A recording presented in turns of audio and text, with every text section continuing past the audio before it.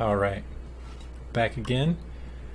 This time the computer has 3 handicap stones. That's going to persist for first, second, and third dawn. However, fourth dawn he gets a 4th stone. Whenever you're very far behind, unfortunately, you have to take some pretty heavy risks in order to win a game. And right now, I'm really far behind.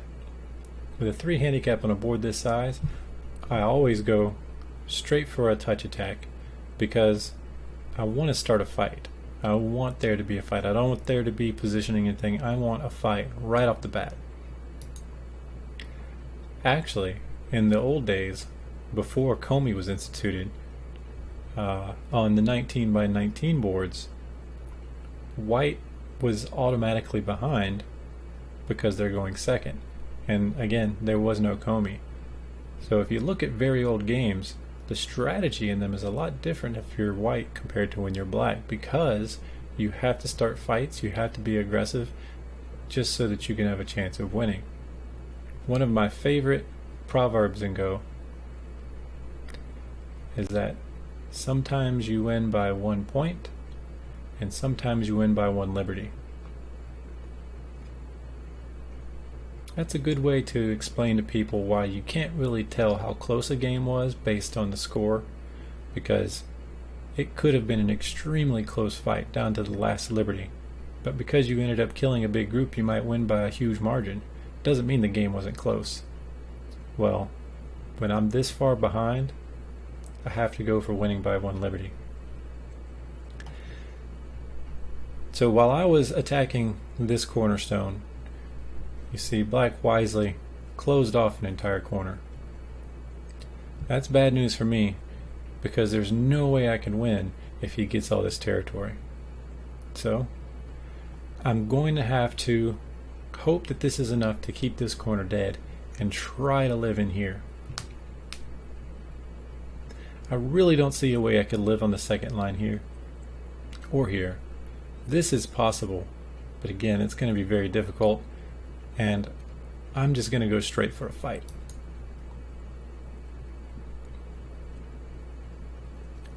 He chose to give a liberty to this stone, which I think is a mistake. He probably would have been better off either with a Hane or extending here, but he didn't, so I'm going to take advantage of that. I'm going to keep trying to expand, and he's trying to stop me. So I'll go this way. Alright. So this group is in decent shape, and these two are in decent shape. I feel like even if he were to move here, I'd still be able to win a fight well enough that this could live.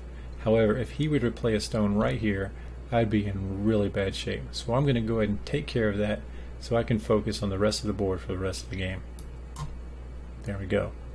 This group is in great shape. So I'm still not winning. He very likely has this corner and that corner.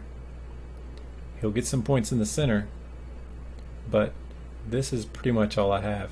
If he starts playing under here and here, this might only be worth 4 or 5 points. So I have to do a lot. First I'm going to peep here, and I'm very surprised he didn't respond. Well, let's see what we can get out of it. This is a tough situation. Do we make sure this dies? Do we try to keep this dead? Or do we think we can do both? You know what? I'm going to hope for both.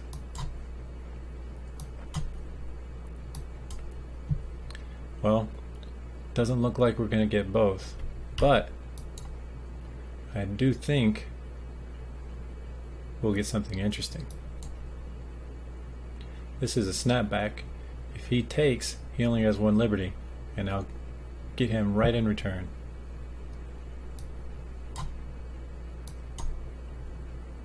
Very nice.